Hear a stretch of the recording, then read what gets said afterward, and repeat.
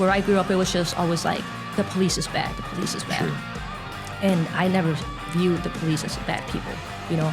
So it's just like, we'll see. I mean, like at the end of the day, I'm going to be professional. I'm still going to treat people with respect. Just because I wear a uniform, it's not going to change who I am as a person. It's a passion of mine to get these stories out so that we could understand that not all of one is, part of our world, our, jobs that are out there, careers are out there. It's not all bad.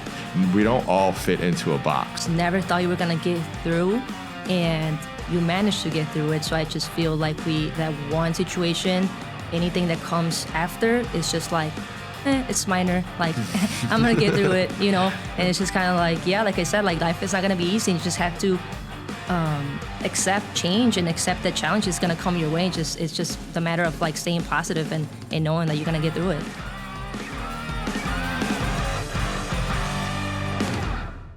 Hey friends, Jason here with the Love Local Chicagoland podcast. Thank you so much for being here. I'm excited to be here today with a Palatine police officer. Her name is Erica, and she grew up in Palatine, and she has one heck of a story, my friends. It's one of perseverance. It's one of overcoming. It's one where we can learn if we just keep going, no matter what hits us in life, that we could do anything that's in our hearts. During this prep conversation, I learned so much about her, definitely about perseverance. I learned so much about faith. And I learned that if we listen to our hearts and we overcome the things that are internal and external in our worlds, that we could keep going. I think she's going to inspire young girls, young women to do what's in their hearts and to keep going, even if things feel like they're not going their way. She is a Palatine police officer. Her chief, Dave, had so many amazing things to be able to say about her. And when I asked for stories from the police officer, he connected me to her. And for that, I'm super grateful, my friends. I think you're going to learn that if we dive in and we learn one another's stories, that our perspectives could shift and our perceptions can widen. And I think that's a big part of why we're doing the Love Local Chicagoland podcast. Is it's important to understand one another's stories, where we come from, so that together in community we could thrive. So enough of me talking. Erica, welcome to the show. Thank you, Jason, for having me again. I appreciate this opportunity. Yeah, I'm super honored to be here. If you told me, earlier in my life I'd be interviewing police officers and not running away from them, I'm not sure if that would be the case, but just joking, kind of, I guess. But I'm really grateful. Your story is one that's inspiring. It really, to me, it was a reminder of like why we're doing this show. This is now we're going to be coming up on our 70th episode here in the near future, and we believe in stories of business owners, nonprofit leaders, and local leaders in our community that serve selflessly, and you're one of those people. And it brings me joy and a lot of gratitude and a huge honor to be able to help you pull out your story. It's not always easy to talk about our stories. No, definitely not. So my goal here is just to kind of guide us into a conversation that helps share with our audience that your story and your messaging, because I think they're going to get so much from it, and I hope they continue to listen and keep going. So you grew up in Palatine, and now you're serving the village of Palatine. How does it feel to serve in the same community you came from? It's just something that I've never imagined was possible or even was a thought back then. And now that even to this day, like, I sit back and think about, like, I can't believe I'm someone that I used to look up to, and now I'm that person. And I have no words. I just grateful for being able to do this and helping others. Yeah, well, you worked your butt off to get here. Yeah, I definitely did. Yeah, it wasn't an easy journey, but you kept going, and I think that's perseverance kept coming out, and faith kept coming out in our conversation. I think we'll tie a lot of that in today for the audience as they continue to listen. But you just kept going, and you weren't going to let anything stand in your way, and that's something I think we all could learn from. So kudos, and thanks for being here. Thank you. When did you know first that you wanted to be a police officer? In third grade. And I remember that because our teacher wanted us she gave us like a little piece of paper and said, draw yourself as, your future career. And I remember I was a police officer, And since then, I remember I've always wanted to be the police just because, they were always involved in my upbringing, and I always saw them as a positive, I guess, people in my life where I knew that I was safe. And it was just kind of like I've always just wanted to do that and be that. Yeah, it's pretty cool. 3rd grade, that's like kind of remarkable. I think of my kids, and they're a little bit older than 3rd grade now, but not that much older. And so to think you had that fortitude then, but to me, I think like, when people listen to their hearts, they I feel like, you're being led in a certain direction. So if you were able to identify that early on, it is pretty beautiful. So you mentioned a little bit, when it happened, and as a child. What about those moments made you want to serve one day? Like, dive into that a little bit more. Yeah. So basically, like coming from a domestic household and like a low income area where we didn't really have like the best people around us. Having police present all the time throughout my childhood is something that I've always appreciated. Mm-hmm. And now that I decided to pursue a career in policing, I feel like I'm able to kind of give that back to the community and people that I know are kind of going through the same thing, mm-hmm. as well. It's definitely like a relatable piece, right? As you serve in the community, I think of the people that you serve and hold accountable from time to time, to be able to come at it from their perspective too. I would think it would be a pretty magical, viewpoint to be able to kind of see both sides of the story. There was a climb to be able to get here. I think what I wrote in here from to be able in the prep conversation was there was a lot of hardship that you went through, but you continued to have hope. You continue to go, and I think that's kind of what life's about. I think life hits us in so many different ways, and then each of our stories are unique. But if we keep going, and if we learn and we grow, life could be abundant, and I see your story as one of those stories. As a 3rd grader, now you're sitting here, obviously in the studio. That's nothing, but you're serving our community as a police officer. Oh no, it's big. Trust me. I'm just still sitting here. I'm still in shock. It's just I've never ever imagined a moment like this. So you've been open about growing up in a home with domestic violence and a lot of instability. What was life like for you during those years? To be honest with you, my childhood was very traumatic for me personally, and there's only very few moments that I can actually recall, like growing up, and obviously those are moments that are not happy moments. It was just like domestic. It wasn't until when I got hired back in 2021 where I ended up knowing the definition of domestic, where it could also be verbal domestic. But to me, I view domestic as always physical, because that's mm-hmm. what I was always around.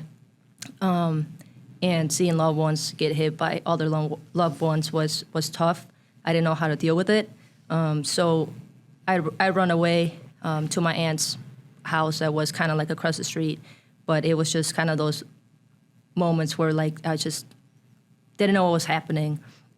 So it's kind of hard to know that, like, some people just think that there is no way out, but there is, and it's just, you just kind of have to love yourself to get out of that situation, And for us, we didn't really have much of a choice back then, because you're juveniles, you have parents, you have guardians that are making those decisions for you. So it wasn't easy growing up in a domestic household, but eventually,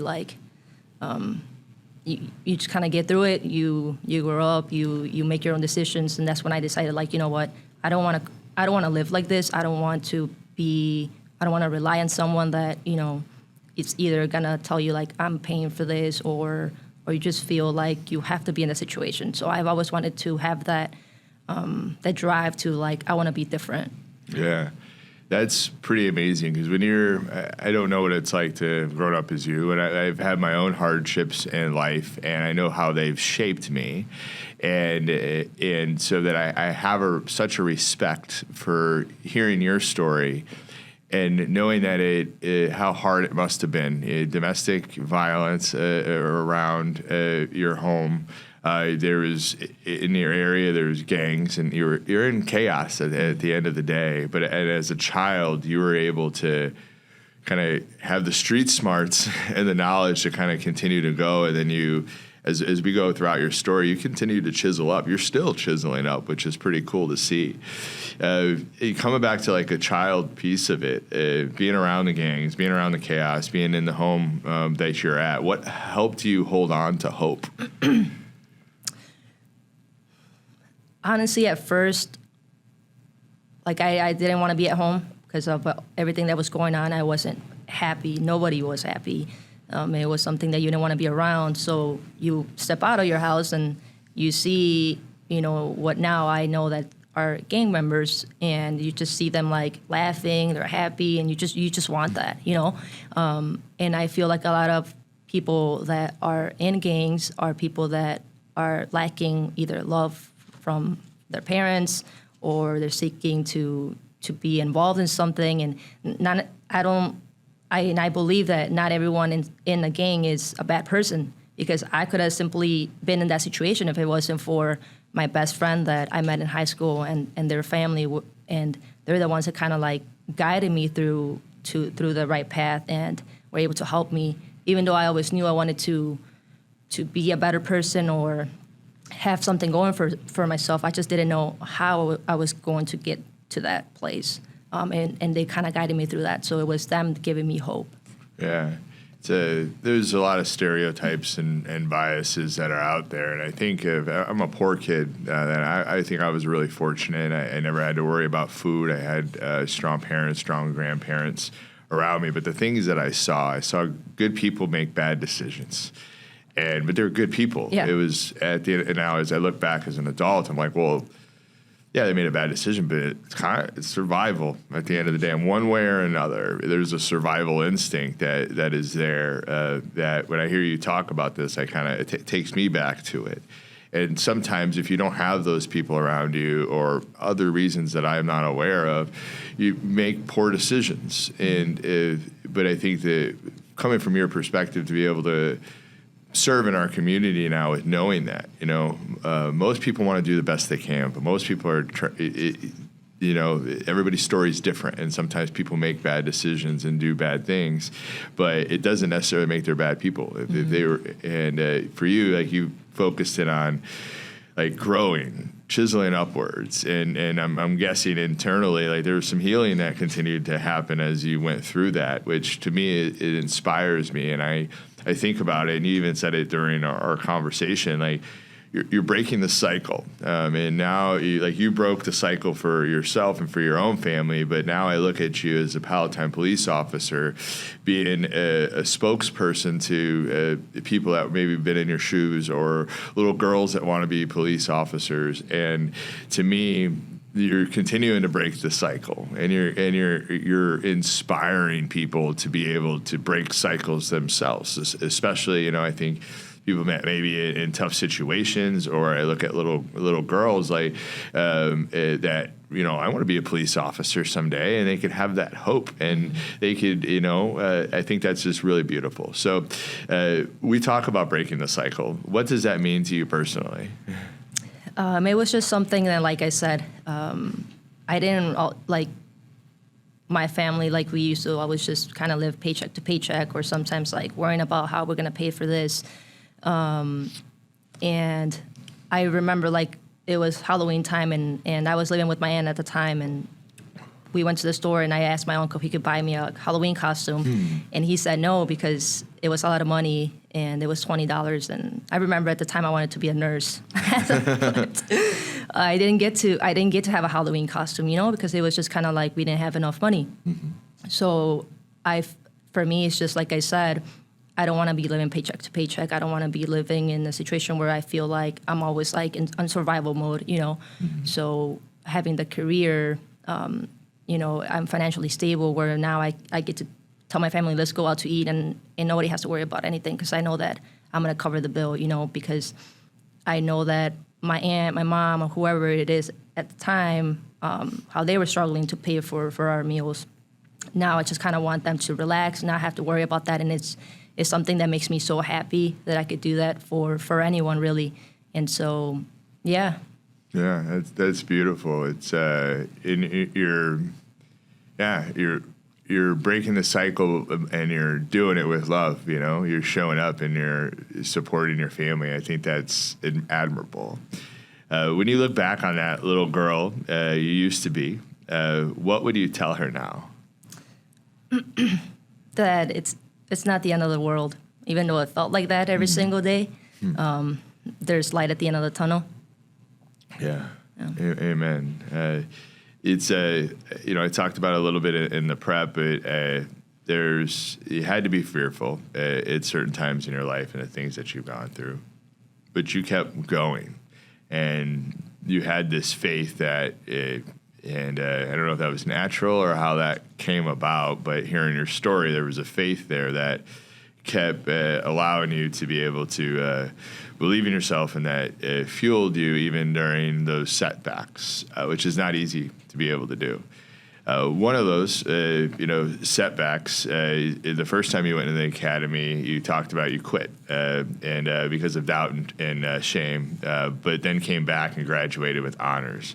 What changed inside of you? And give people a little bit of context of what that story is.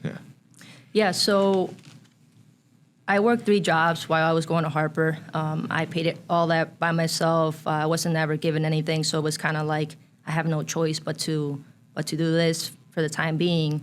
And I don't remember who told me. Somebody told me, like, hey, you should start applying to jobs because it's a long process. And I never really had anybody to tell me, like, hey, you're going to have all these tests coming that, at any point you can fail a test and you have to start all over. So I'm like, okay, that's a good idea. I'm still going to Harper, like I'm working, like I'll start applying. Based on my upbringing and my answers to certain questions, they kind of were very different than other people's. So I got hired very quickly. I wasn't expecting that, but I'm like, you know what? This is what I always wanted to do. I'm going to go and do it. So I started the academy, and I remember like the first day it was like, what is this? Like, why are the instructors yelling at us and being so mean to us? And it's just like, I wasn't used to any of that stuff. And on the second day, they had told us, like, everybody run out to your cars. And we were, like, freezing because it was, like, around, like, wintertime. And they were like, tomorrow, like, whoever has tents, those got to be taken off. Your cars have to be, like, spotless, like, nothing inside. And I remember at the time I was sitting next to my car, and I was like, oh, my God, like, half of my clothes is in my trunk, because throughout those years, I was kind of like living with my best friend and also living at home. But I was always just, throughout my childhood, I was always like going from my aunt to my mom, back to my aunt. Like I was just moving constantly. And it got to a point where my best friend's mom said, you can come and live with us. But I didn't want to do that because I was just so, like, I love being with them so much that I said, this is not going to last forever. Nothing has lasted forever. So to protect myself, I was just, I took her kind of like her offer, like I was staying with them, but also like half of my belongings were in my trunk. And so not a lot of people knew that. And so, yeah, I remember being there and I was like, oh my God, they're going to see all my stuff. They're going to embarrass me. They're going to like yell at me. Like I don't want to do this. So the third day I decided to quit, and people were like, are you crazy? Like you just got a spot out of like 300 people. Like, what are you doing? You're getting paid all this money. And to me, it was just never I never did this job for the money. To me, it was that 1% that I was just something like held me back. And I was like, I can't do this. Because I got hired with Elk Grove at the time. So yeah, I ended up quitting. And then I said, after a week, I knew I didn't regret it, but I'm like, what just happened, So I ended up getting a job with Alexian Brothers as a security officer, and I was like, okay, that'll give me a little bit of a feel of like how to use a radio, how to like, the vest, like how to talk to people, how to de-escalate stuff. So I'm like, I'll leave the restaurant aspect of my jobs, and I'll go into like more of my field. So I decided to do that. I was working overnight, and then in the morning, drive to school, to Chicago, and I didn't really know how to get around in the city, so I would park in a place where I knew it was free parking, and then I would walk an hour to school. And I did that through like the winter, summers, and I remember like even having blisters, you know, because it was a lot of walking. But so I did that for a little bit, and I remember an officer went to the hospital one day. He's like, "You left us for this," you know, kind of like down talking to me, and I was like, "Yeah, and I'm not embarrassed, like, you know." If it's that 1% that I wasn't sure, I'm not going to go and do the job when I don't feel like I'm 100%. So I did that for a little bit. I'm like, you know what? I think I'm ready. I was able to de-escalate fights from like big guys like trying to fight us in the ER, and you know, it's just I've always treated people with respect. So I knew that I could de-escalate situations, and people were able to connect with me, and I was like, I'm able to help people that are sick and help people that are like coming in intoxicated, or, you know, whatever it was. So I was able to do both. And so I was like, I'm ready to go back and start testing. So I ended up getting hired with Palatine, and I just think that it's weird how the world works, because I ended up coming back to a town that I never thought I would even want to apply, just because I'm like, I grew up there. I don't know how the community is going to see me. Are they going to think that I betray them? Or, you know, just because like where I grew up, it was just always like, the police is bad. The police is bad. Sure. And I never viewed the police as bad people, you know? So it's just like, we'll see. I mean, like, at the end of the day, I'm going to be professional. I'm still going to treat people with respect. Just because I wear a uniform, it's not going to change who I am as a person. And so far, I've got nothing but respect from people that know me. And I still shop in town, and people are like, oh, like, you know, they're staring at me. And I'm like, hi. And they're like, oh, you did this, you know, you helped us with this. And it's kind of nice to go back and just feel like I am still part of the community. Yeah, thank you for sharing. It's you said so much there, and I think a couple things. The de-escalation piece, I mean, definitely in the hospital piece, but now out in the community, serving our community. I'm a Palatine resident too, and I think about you and your perspective and being able to see both sides of the tracks. I think is that fair to say? And because of where you grew up to now what you've worked so hard to be able to accomplish. It's such a gift to our community to be able to come at it from both angles and both lenses, and to look to be able to de-escalate, to build win-wins within whatever you're faced with. And I don't know what your day-to-day job looks like and that type of stuff. I'm not pretending that I do, but I would think from a human perspective, when you understand and know both sides, and you need to de-escalate, or to me, I talk about mediating. I think that's a natural gift for me. And I think for me, I could speak for like seeing both sides of the tracks really is helpful. Would you agree with that for yourself? Yes, 100%, yes. You also said something that really, I think it got me excited when I knew that I was going to be able to bring out your story and interview you. Is you talked about like people or police are bad, and you also hear that gangs and people that are in gangs are bad. And what I think, a big reason why we're doing this is we want to humanize people, because no matter the line of work you're in, there's bad people. But there's not bad people everywhere, and that's even in gangs. There's good people in there, maybe just making bad decisions. But in police, it's the same thing. And there's tons of good people, and I'm sure there's bad people too. Just like there's bad people in media companies. It's just what it is.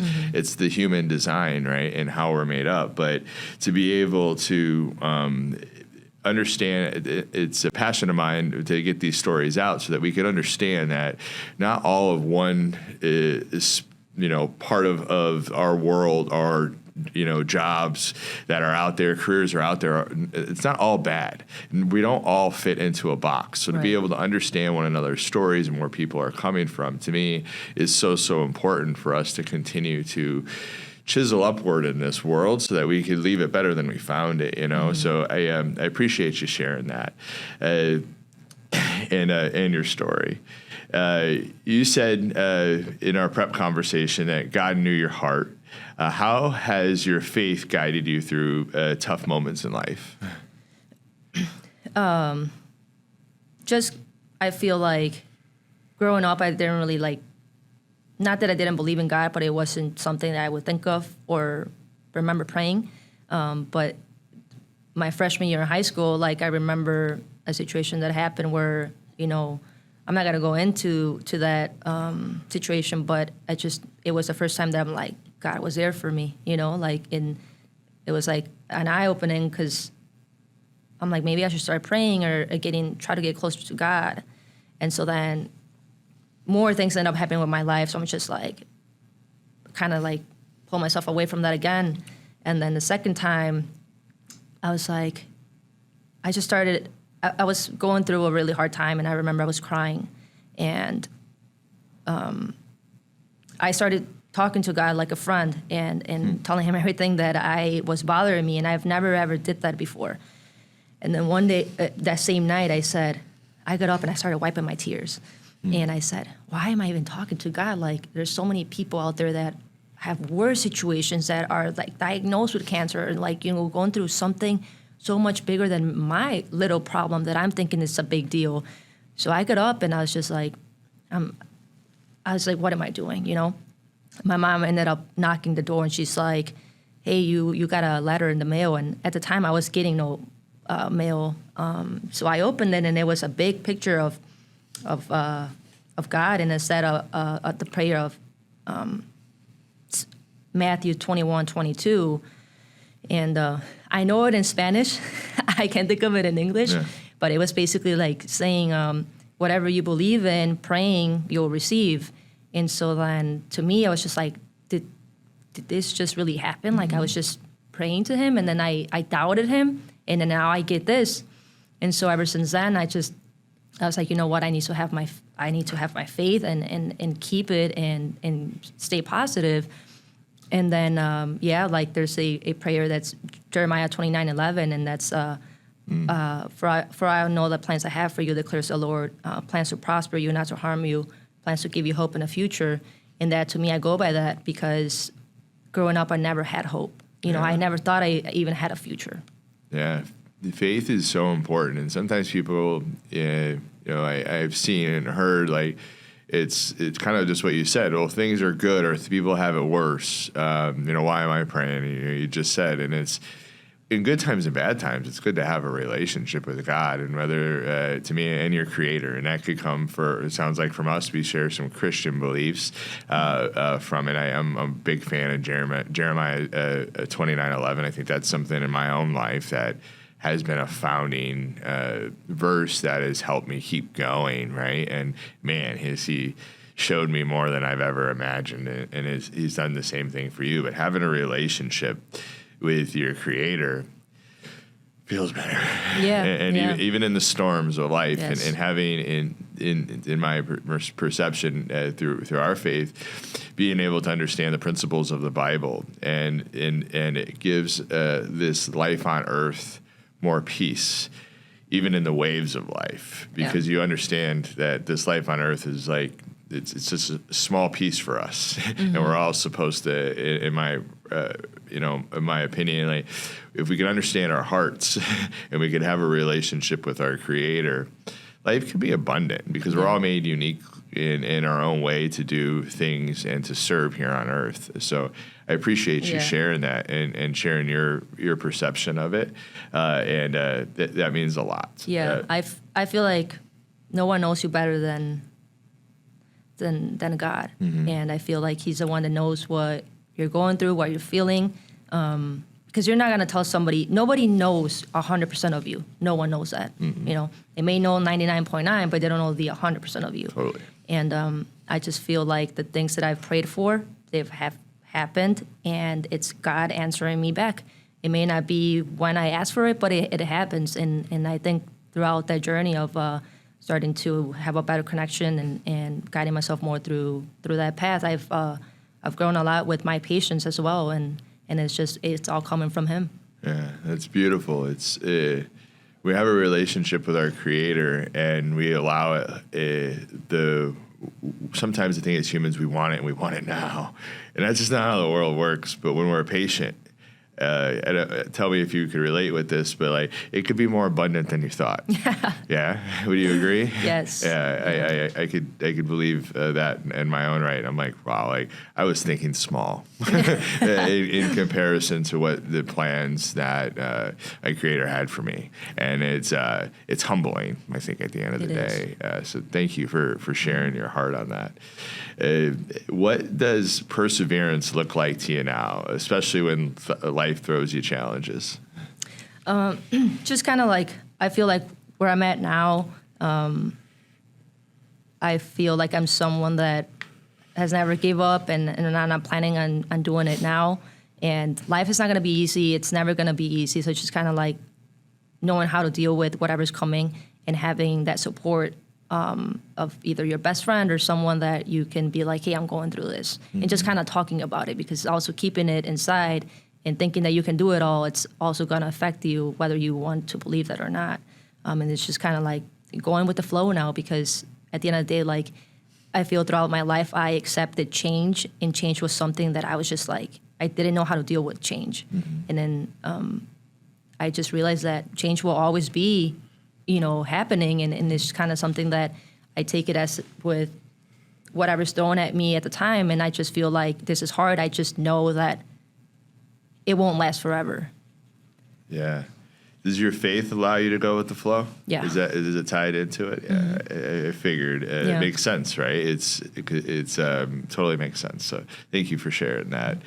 It's to me, we talked about the impact of people who care, and the impact of mentors, and the impact of compassion within our society and from people that come into our lives.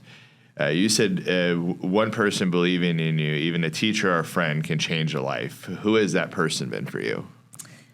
My best friend's mom, and I love her. She's someone that I'll never forget, and someone that I just bring with throughout my journeys and all this public speaking that I've done at schools.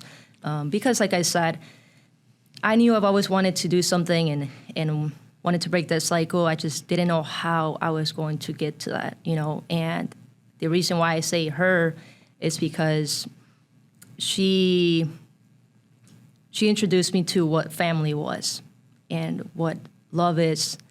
And that's just something that I don't want to say that my family didn't give me. Maybe they did, but they were going through a hard time themselves that I just didn't see it, or also because I was going through so much, I didn't see that, right?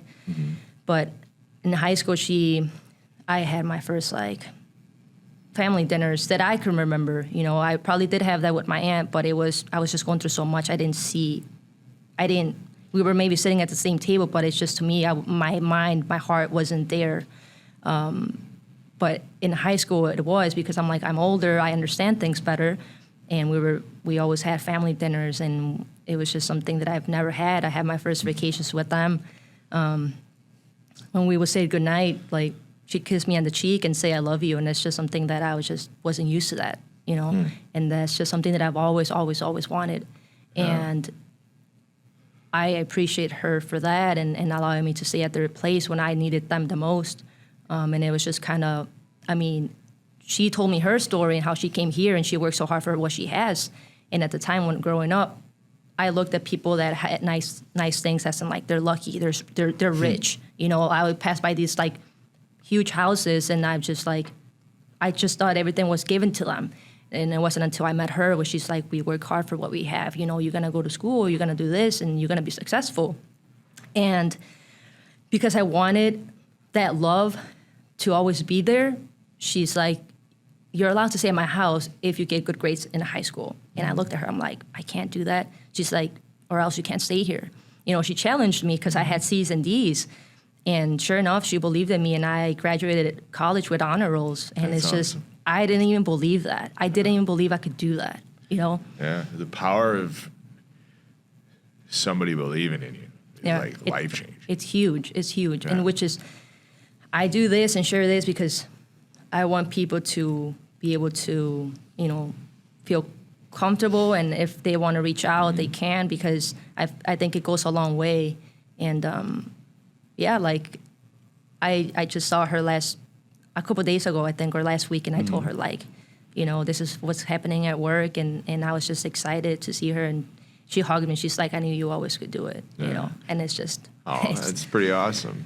Yeah, talk about like full circle. Like she believed in you, and now she sees you flying. I think that's pretty remarkable. How has that experience inspired the way you show up for kids now? Just like I said, she was there for me, and I was able to reach my goals because she showed that she was there. And so for me, I want to be there for kids or whoever it is that I'm able to help, whether it's financially, as crazy as you think about it. But I think I always used to love playing soccer, even to this day, and I've always wanted to have like nice shoes, right? So somebody that wants to do a sport, I support that because I love sports. I know that you can be great at whatever it is that like if you like football or whatever it is that you like, hey, I like this, I want to support you because everybody's great at something. It's just that it's just hidden. And maybe that person's like, well, nobody, you feel like you're not seen or you're not important, but it's just like you could do it basically, you know? Yeah. Like we all have something that we can be good at. Yeah, we all have a special gift inside of us. Yeah. It's can we find it? Exactly. And when you're a kid that might not have that support around you, you don't know that you could do it in yourself. So to me, like hearing the story of your best friend's mom is just, it's beautiful. Like she showed up for you. She's still showing up for you. Now you're showing up for kids, and like that pay it forward type mentality. Like if we could come like that as humans more often, like we could change our world. Yeah. And we could uplift kids, and we could make a better tomorrow because there is gifts in all of us. And but I could speak from my own perception. When you're a poor kid, you don't know that you could do it. Yeah, no, you have no honestly, idea. Yes. Yeah. You know, you look at those big houses or you look at the kids with nice shoes and you think they have it all. And that's just not the case. As you get into an adult, you see that they got their own stuff and crosses the bear, right? But we all have a gift inside of us, no matter where we start from. And it's about finding that gift. And then if we could find that gift and the things that we've struggled with, and then we could overcome them, and we could go and give it back. Like that's to me, that's like part of like the meaning of life. Like work through your struggles and go lift somebody up so that they could get through theirs too. And that type of mindset, I really think that if we could spread that out like wildfire in our world, that we could have more of an abundant world here on Earth. And to me, it's inspiring. So thank you for sharing. There's a story you shared about a student who said, "You already believe in me." How did that moment hit you? It was. I still think about it to this day. It was two of them actually, and we were talking about sports. Actually, they had remembered me from a prior incident, and I didn't really like remember exactly who they were. I mean, I know so many people, and in some sense, like I feel bad when they're like, "You don't remember me," but yeah, they came up to me and we were just talking. We started talking about sports. One of the students goes, he was playing, he does wrestling, and the other student does basketball. And the student that wrestles got second place last year. So then I'm kind of keeping him like on the right track, like trying to keep him positive, because he kind of like goes like this sometimes. And I'm like, next year you're gonna do better than last year, right? Like you're gonna get first place. You're gonna do, you gotta practice. We started talking in that conversation, and he was just smiling, big smile on his face. He's like, yeah, you're right. I am gonna get first place. And then with the other student, I told her like, I'm gonna go and watch one of your basketball games. I want to go see you play. And just hearing that, she was just like, looked at me like, really? Like you're gonna go see me? And like, yeah, I'm gonna go see you. And it's just kind of like they knew that little conversation like meant a lot to them, because it was their lunch break, and I'm like, you guys don't want to get lunch? And like, no, we want to keep talking to you. I'm like, and I felt bad. So I'm like, go get lunch, and then I'll keep talking to you guys. They went to go get lunch, and they were still standing with me. And then it's just, for me, that was so like powerful, because it's just like my conversation with them, it's obviously something that is very important to them as well. And so then they continue eating their lunch, and I was like, why don't we go sit down? Because then we started getting like more students like kind of like surrounding me, and I was like, I don't want to get them in trouble either, you know. So I'm like, we went and sit down, and it's just like that conversation where like you let them know like you could do it. It means a lot to them. Yeah, people believing in people. Yeah. And caring for people is it's the way to do life, in my opinion, and it could be so uplifting. Like the impact you're making on those kids, to me, it's like I think it inspires me to, in my own way, to keep going and to continue not to ever forget where I came from, you know, like, and because I think it's important to like inspire, to push, to bring them up, you know, and maybe it's not like literally with a helping hand, but what you're doing is very much a helping hand with their mindset and with their heart, and getting people to believe in, and especially kids to believe in themselves. Whew. Like I had my elementary gym teacher. I was always good at sports, always good, and I wish that I had that opportunity for somebody to kind of invest in me, because I truly believe that I would have gotten a full right to college, you know, based on like playing, especially soccer. And my gym teacher was always like, you're going to do 2-ball, you're going to do cross country, you're going to do this, because he saw potential in me. And anything that he challenged me, I always came back to the school with a trophy. And it was always just teachers being there for me, like seeing me achieve goals, you know, or trophies, stuff like that. And my family was never there. And 10 years later went by, and I reached out to my gym teacher, and I was like, did anybody get a better score at cross country? Because I'm not a runner, but I was just good at it. And he's like, no one's ever gotten a better score. That's so awesome. I went back and I gave him my trophy. And so, yeah, but it's just like somebody like, you know, saying like, you're good at this. Like, I'm going to, you know, help you do this. And, but then obviously like teachers can't stay in your life forever. So it was just kind of like, my dreams and sports kind of just faded, but yeah, it's beautiful. Thank you for sharing that part of your story. Let's as we continue to get closer to wrapping up, a couple more segments here, but let's talk about women in law enforcement here. What do you wish more people understood about women in law enforcement? It's not as easy as people think. You're gonna get challenged, especially out on the street with people that either don't like women at all, or think that, why are you telling me what to do? And, or maybe seeing you as someone little, or someone that, oh yeah, I can take you down, you know? But for me, luckily it hasn't been like, I guess that hard, because I've always treated people with respect. And then right away when they start like saying like, blah, blah, blah, like, you know, start yelling at me, I'm like, look, I'm not choosing sides. Like, I'm here, I want to hear your side of the story. Like, I want to hear what upset you. And I start treating them with respect. And they kind of start like, okay, like, start talking to me. Or sometimes, like, it's also good to, like, I think it's a good thing to just go out in the street, and if you go with a partner and he's a male, they sometimes feel like they're being challenged by another male, right? So it's kind of like, okay, this is where I'm gonna shine. And I just kind of bring them my way, and start talking to them, and they're like, okay, I could feel like I could talk to you. So working with someone that understands that and doesn't feel like, who do you think you are? You know, like, why are you trying to take lead? It's more so like, we're here to solve a solution, and that's what I'm trying to do. Yeah, you know? you're able to mediate and to kind of diffuse the situation, right? Yeah. Thank you for sharing that, your perception there. How do you build trust in communities that might be afraid of law enforcement? Just kind of letting them know, like, especially for me, like, I grew up where it's like the low income area. Like, I've been through some stuff, and we're not all bad people, you know. We all went through something. We can all relate to maybe your situation, and we're actually there to help. Like, I go to every single call and I pour my heart out there, you know, because I truly want to help people, and I want to make that known that we're there to help, whether it's something minor that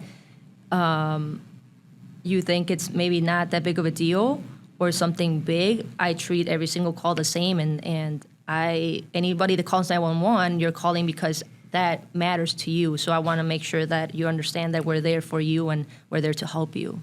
Yeah. Yeah, thank you. It's community policing. I've recently learned about this through a community leaders meeting where Dave shows up and he talked about community policing and the impact of it. And to me, I was like, yes, like I want to learn more about that. What's the reality of community policing when it's done with heart? It's just being able to relate, not judging people, because we're all so quick to judge, and I've been guilty of that in the past. But just being able to relate what they're going through and understanding exactly what's happening. And I may help you at that moment, but my thing is, how can I help you in the future? You know, how can I be there for you if you need something that may or may not be an emergency? So it's just kind of building that relationship and that trust with the community and letting them know, like, we're all humans, you know, because at the end of the day, like, I think that no one's perfect, you know, and if somebody was to go up to me at a young age when I was going through things and you would tell me, like, you could do this or, like, trust the police and do that, I'll look at you and be like, you don't know what I'm going through, you know, but me being able to say, like, I've been there before, like, you could do this or you know, you can trust us, then I feel like I'm able to trust you because, like, you know what I'm going through, you know? So it's kind of like just relating with people, going out there, talking to them, making them feel like they're seen and just listening to them. Yeah, it's so powerful, you know, and I heard it, you know, I think my own bias is like, oh, police, it's power, it's control, it's that type of thing, and kind of thinking that from a high you know, level without really understanding it. And hearing Dave talk about community policing, to hear you talk about it, I'm like, that's it. We're all humans doing the best we can, so that if we could seek to understand one another and understand where each other is coming from, things are much easier, you know, and we could get through things that are hard and we could learn and grow together. It doesn't mean things are going to be perfect, but when we come at it from a place of, like, wanting to understand one another's story and understand the whole picture, I really feel like, and when it's done with heart, like, we really could shape our communities in a vibrant way. Because it's coming at it and you're trying to help the person at the end of the day. You're trying to diffuse the situation. You're trying to do your job. So to be able to come at it with heart, to be able to try to, you know, to me, I hear you talking about, like, you're a mediator by nature. You call it something different, but you help mediate situations very well. And to me, that's a God-given gift for you. As we close into this last segment, it's really kind of pull it all in together and kind of a little bit of rapid fire, but answer them how you see fit. What do you want little girls or anyone chasing their dream, a dream, to take away from your story? That if it gets hard, you can kind of pull through. Like, you're able to still achieve your goal, even if you think, like, I can't do this. You know, it's just kind of like staying positive and knowing that nothing's going to be easy, but it's just important to have people that you're able to go to when you feel like you want to quit, because those are the people that are going to keep you positive and going to remind you why you're doing what you're doing or why you're trying to fulfill a career. You know, it's just kind of reminding you of, like, they're there for you. And it's like nothing's going to be easy. You just kind of have to know, like, this is what I want to do. This is why I'm going to do it. Yeah, awesome. What advice would you give to someone who may be a cycle breaker themselves during tough times? I feel like we all have that one situation where you just never thought you were going to get through, and you managed to get through it. So I just feel like that one situation, anything that comes after is just like, it's minor. Like, I'm going to get through it, you know? And it's just kind of like, yeah, like I said, like, life is not going to be easy. You just have to accept change and accept that challenge is going to come your way. It's just the matter of, like, staying positive and knowing that you're going to get through it. Yeah, amen.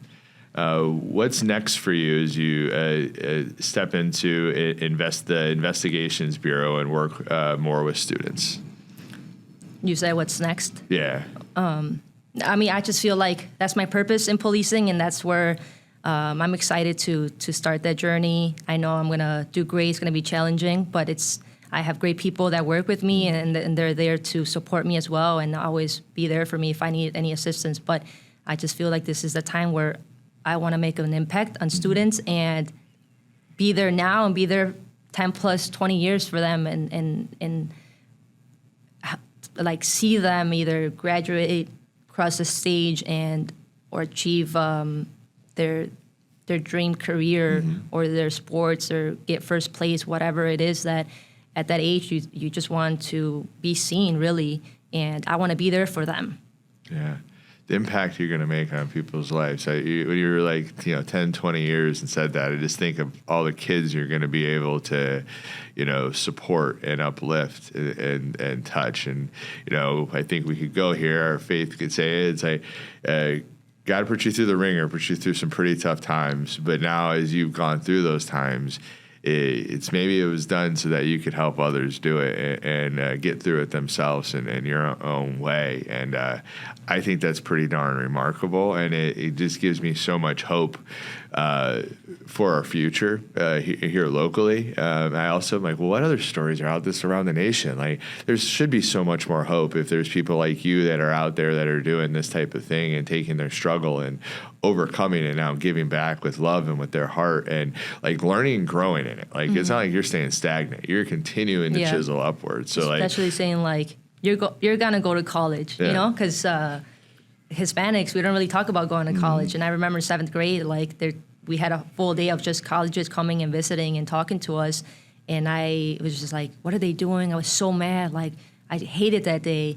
And it was because I didn't really have hope that I have a future or know, like, how am I going to pay for college? That's for rich people. And it wasn't until, like I said, like, I grew up and I realized that it's not really how you view things as, but it's more so like you can make it happen, And for me, it's just kind of telling kids now, like, where do you want to go to college? Like, start putting that question in their mind. And even my nephew, like, you're going to go to college. Like, you don't have a choice, Yeah. But it's just having that conversation that people don't even talk about. Yeah.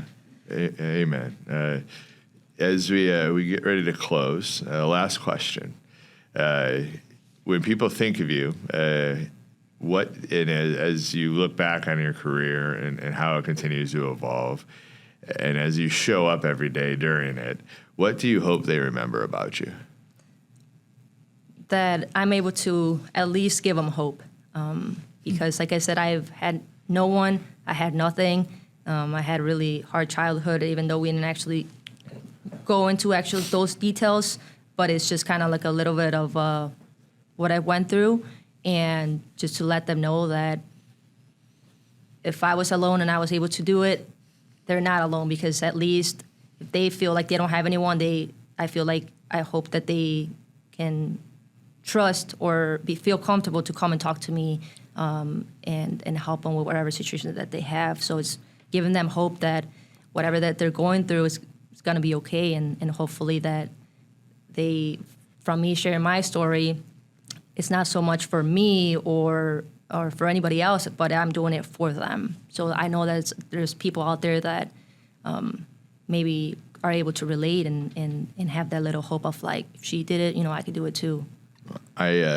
I hope to have you back in 20 years when you're retiring or whatever that is. Right? That'd be pretty cool. I'm going to be really old then. I really enjoyed this conversation. I've enjoyed getting to know you, and I have so much respect for your story and for your journey and for your perseverance, for your faith, and the fact that you just kept going and that you're still continuing to go, and you're doing it with love. You're doing it with an uplifting hand.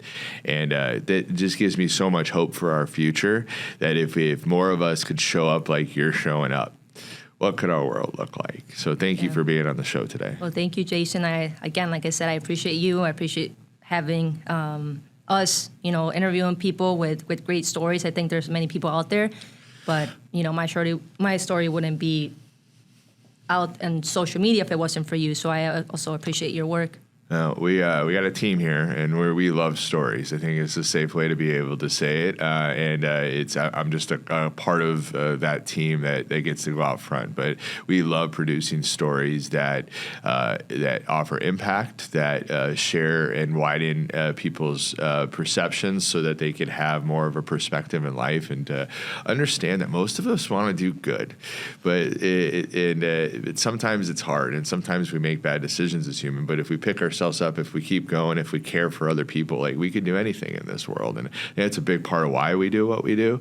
It's a genuine passion, I think, for all of us to amplify voices of people that are doing beautiful work in our community, and you're one of them. So appreciate you. Thank you. My pleasure. So, all right, my friends, we all got a story. I think it's really important to, for one, not judge a book by its cover, to mediate situations, to ask questions, to seek to understand. And when we do that, we could see that not everybody fits inside of a box. And, we talked a little bit about, there's good and bad in every profession. And whether it's media, whether it's police, whether it's firemen, whether it's golfers, whatever it is. So not to put each of us inside of a box, but instead be curious, ask questions. And from that, like, what could we learn? I'll be honest with you. I learned a lot from Erica. I learned that having faith is important. I learned that perseverance, even when you come from really humble beginnings that are really tough, where you don't know which way to go, if you have faith and you keep going and you listen to your heart, anything is possible. So if we could learn that from our own journey, and we could go out and seek to understand it from others, I think the world's going to look different than what we're experiencing right now in this time. And at least I hope so. And I think if we could take that struggle that we've gone through, and we can now turn around with that struggle and come with an uplifting hand, like Erica is doing on a day-to-day basis as she serves our community, what could the world look like? What could our communities look like? Each of us has a role in this. Each of us has a gift. But it's up to each of us to let that gift come out. And sometimes we got to do that work to get there. I'm super appreciative of Erica. I'm super appreciative of the Palatine Police Department, and I'm super appreciative of Royal Family Real Estate, which sponsored this show. We're stronger together. But in being stronger together, we need to be curious, and we need to ask questions, and we need to learn one another's stories, because I can promise you most of us want to do good in this world. My friends, appreciate you watching. It means the world to me. Support local, love local. We're stronger together. Peace.